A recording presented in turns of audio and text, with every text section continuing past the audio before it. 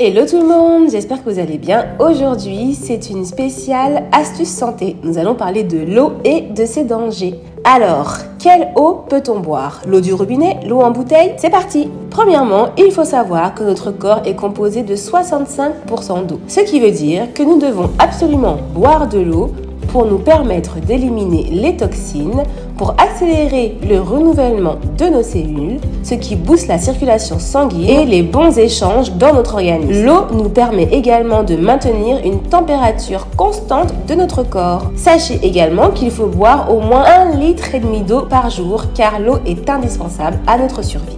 Mais maintenant, vous me direz, le titre sont les dangers. Alors, quel est le danger de l'eau? Eh bien déjà, peut-on boire l'eau du robinet?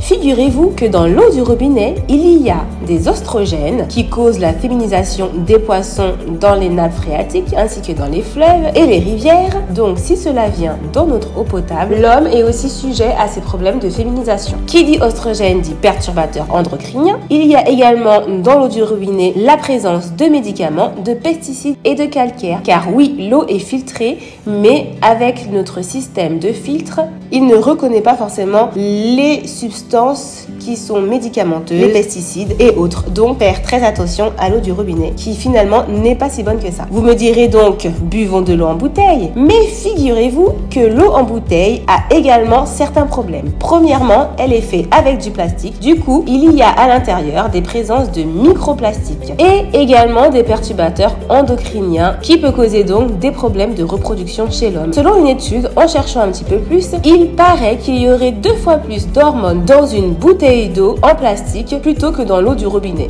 À savoir que si vous utilisez toujours de l'eau en bouteille, faites très attention au plastique utilisé pour celle-ci. Surtout, il faut la mettre à l'abri de la lumière et ne jamais réutiliser une bouteille déjà consommée. Alors maintenant, comment faire finalement si l'eau du robinet et l'eau en bouteille ne sont pas si bonnes que ça pour la santé?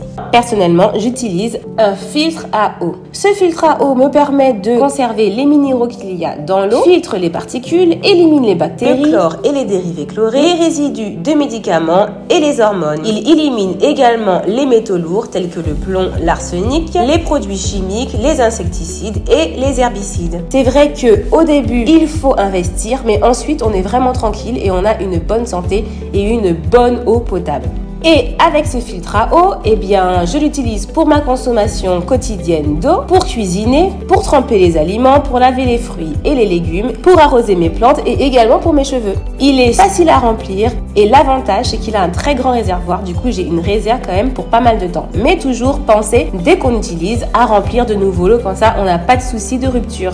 Alors, j'espère que cette vidéo astuce vous a plu, qu'elle vous a appris quelque chose, que ces conseils vous aident. Et si vous voulez en savoir plus sur les filtres à eau, n'hésitez pas à me contacter à l'adresse mail ou sur les différents réseaux sociaux qui s'affichent à l'écran. Alors moi, je vous dis à la semaine prochaine pour une nouvelle vidéo. Bye!